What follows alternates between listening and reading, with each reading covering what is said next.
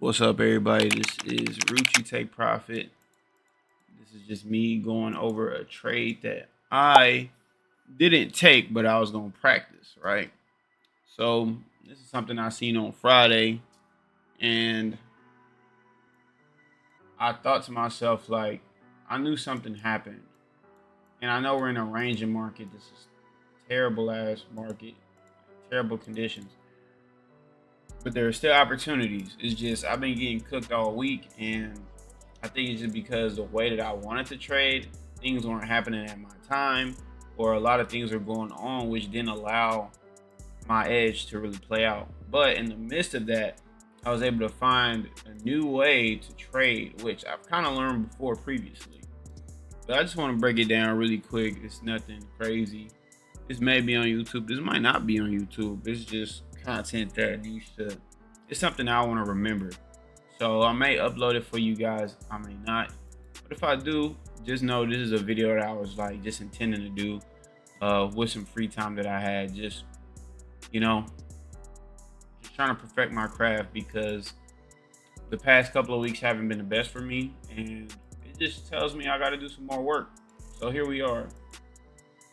So on Friday, which you can only tell by this line. I would kind of just draw a line here. On the 4, I'm not going to be able to see this. So Friday, right? There was an opportunity. Obviously, we were going long. But there was a lot of things that happened before we got the long, right? You had multiple chances. You had an imbalance gap get hit. It says at 9 o'clock, but in reality, it was hit. It was hit at 10. So there was a long move at the 4-hour imbalance, right? Right. 4-hour imbalance. You can pull a fib. It was also at the 50% of this move before retracement. You know, this was the manipulation. This was where I trade, right? This is where I trade. But at this time, there was no 4-hour imbalance at this time. I was on this candle, and I was, trying to take it here to push higher, which could have been the play. This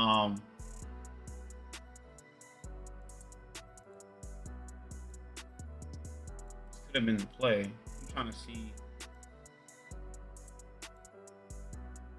but it wouldn't have been a really sniper-ish entry. It would have been. I just didn't like it. Right? Took a L, get clapped up. Typical. But I want to talk about the move that happened leading up to this move, which was ultimately like eye-opening for me. So keeping all this in mind, right? I'm gonna move this over a bit. Because this could have been an easy trade. You know what I'm saying? With a 50-point stop. Assuming that we're not breaking out of this range, right?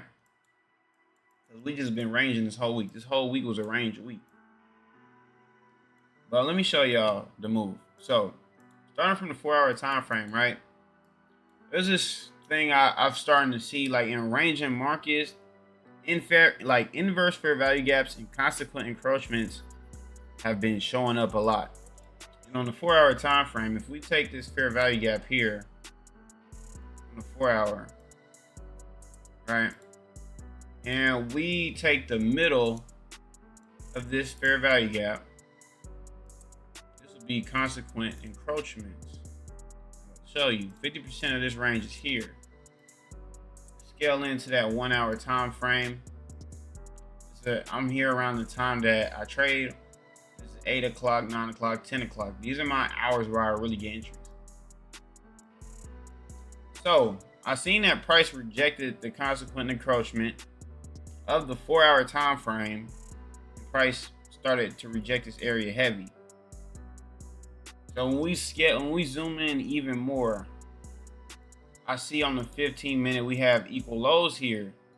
Mind you, I didn't know this was a 50% of the range because I was just in a different trade at this time, so I didn't care to mark up.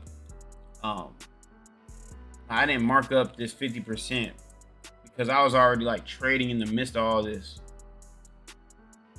But as price rejected, it's right here. That rejection, the immediate rejection is the first one. Is what I'm talking about. The first rejection here, I noticed there was equal lows that we could target at least before price pushed up. Now, we scale in to the 5-minute time frame off this initial move, right? I want y'all to pay attention to this fair value gap that gets left behind as we approach the consequent encroachment on the 4-hour. This is a fair value gap, but this also gets inversed. So when this got inversed, I was looking to take a short. I didn't take this for real, but I took it on the demo trade. All right, I was like, okay, if price fills this gap, comes in, fills it, right, and like it breaks, let's say it breaks through and then it comes back and taps up. That's what I was looking for. Obviously on the 5-minute time frame, it doesn't really do it like that, and that's why I usually see people on the 1 minute when it comes to these inverse fair value gaps, and now I understand why. So the fair value gap gets created on the 5-minute, right here. That's a fair value gap. It gets tapped into, it gets pushed up. Even on the 1 minute, this is a fair value gap getting filled to the downside, right? So price comes up, fills this 1 minute fair value gap, falls down. Price comes in, fills the gap, right, going down, and then it fills it going back up, and then it pushes down and closes right below the fair value gap, which inverses it immediately, and then the price opened, and I was like taking an entry right here at the candle closure, targeting those equal lows. And then I was just on a trade on my demo account. I'm like, where would my stop be? My stop would be a little bit above the fair value gap in general, because if it just keeps going up, then I'll just be wrong, because there's another like fair value gap here that got left behind on the 1 minute. But I just took the trade because it's a demo. I'm like, I don't really care. And I'm like, this trade had no drawdown. Like, this trade had no drawdown at all. And the TP was smacked, of course, on the 1 minute. Like, with the range, it looks cool, right? Because we're in like crazy range, 200 points. Damn, that's a lot of money. Usually wouldn't be that many points, but the idea is a price action. It's like, I probably wouldn't know when to break even, but it's probably like levels, right? I've seen people like take profit at levels. So you have this level, these equal lows get ran, I would take some profit, right? I don't take profit. I usually just get in a trade and just, that's it. So you got that low, and then you just got this low here. So all of this noise, you know, don't be scared, stay in, hold. Boom, price comes behind this low, you can take some profit because it could come back up, in which it did come back up, but it wasn't enough. It started crashing all the way down to the equal lows, and then boom, this is where this other trade came into play. And then when you zoom out, you realize, oh wow, price is just coming to react at this 4-hour imbalance to push higher to finally go fill the fair value gap that it didn't fill within the first hour of New York Open. And it just opened my brain like, damn, that was beautiful how the market did that. And so it was cool to me. I just wanted to like make a video on it so I remember it and know that I do know what I'm doing. Oh, my camera froze. I don't know how long that's been there. My camera froze. Well, that's just that. But yeah. Damn. Why'd my camera freeze, y'all? That's really all I wanted to show y'all, for real.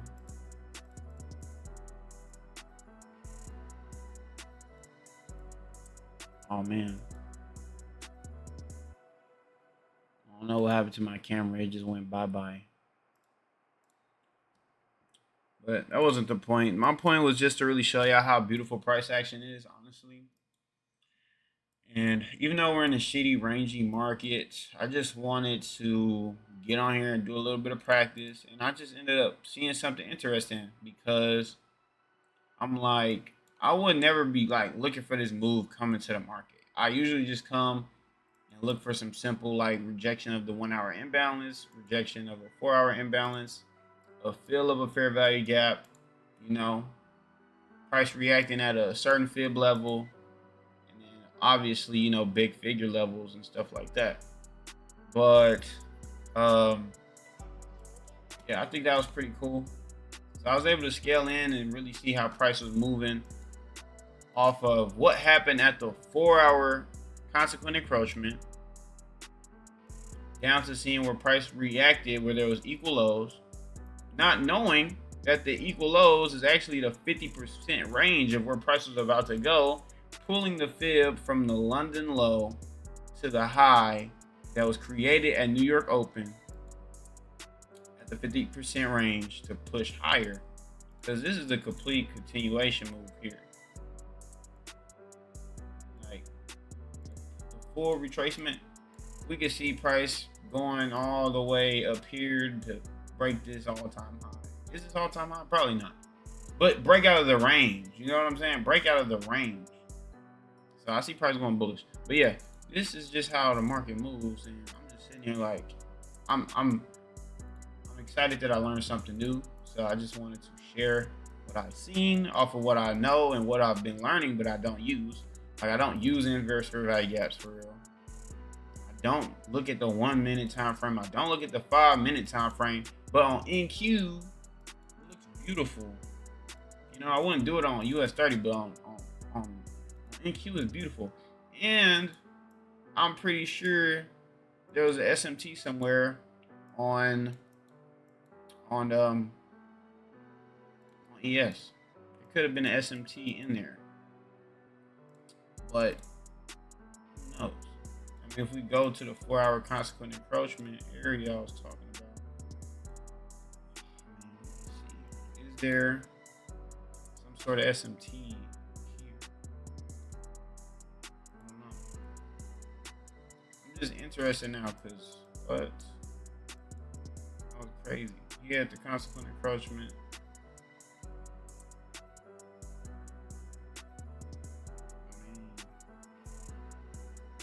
Not really good at spotting these. Like this ain't really an SMT. Here to here, they're both doing the same thing.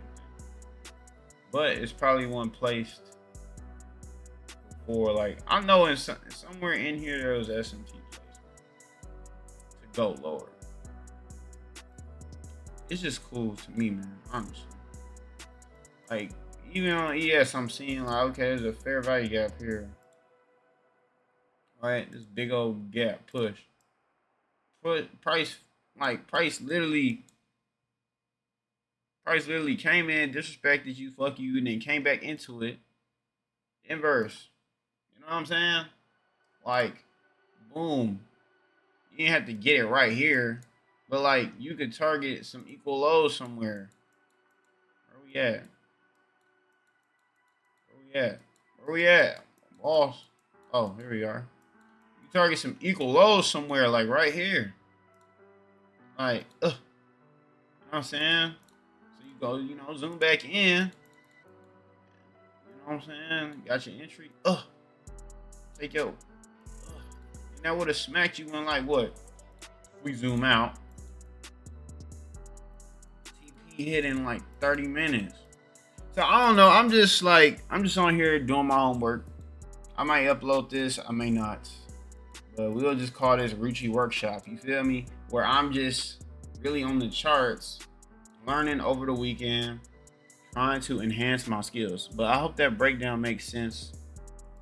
I wish y'all could have seen the SMT for y'all. I didn't see it.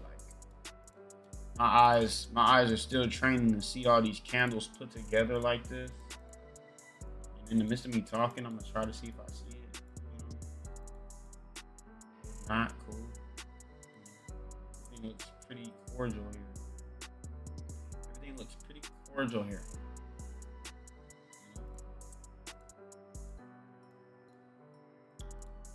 Yeah, that's really it for this video. Make sure y'all like, comment, subscribe, because I'm most likely gonna upload this video. It's just not gonna be like my typical video that y'all would hear from me, my typical psychology, mentor, trying to help with psychology. But let me know if you guys would be interested in me starting, consultations, low price consultations. Anybody that has any specific psychological issue, like when it comes to just trading, let me hear your situation. We can talk about it, have a call, and just something I would like to start. I don't know how this video just turned into a whole bunch of ideas, but I think it's necessary to have somebody kind of hear you out on things that you go through in the market, and a lot of your real life can affect it. So I'll be here to kind of help people navigate their life circumstances, while trying to become successful in these markets, because it's not easy. It's not easy. When you let the pressure take over, it can do you more bad than good. I would know. So yeah, that's really it for this video. Thank y'all for watching. I appreciate everybody that's been out here rocking with your boy. And yeah, this is just another video of me just doing random things that make me 1% better a day. I hope y'all are becoming 1% better a day, taking care of yourselves. And yeah, without further ado, I'm gonna wrap it up. Keep God first, keep grinding and growing. And I'll catch you guys in the next video. Peace.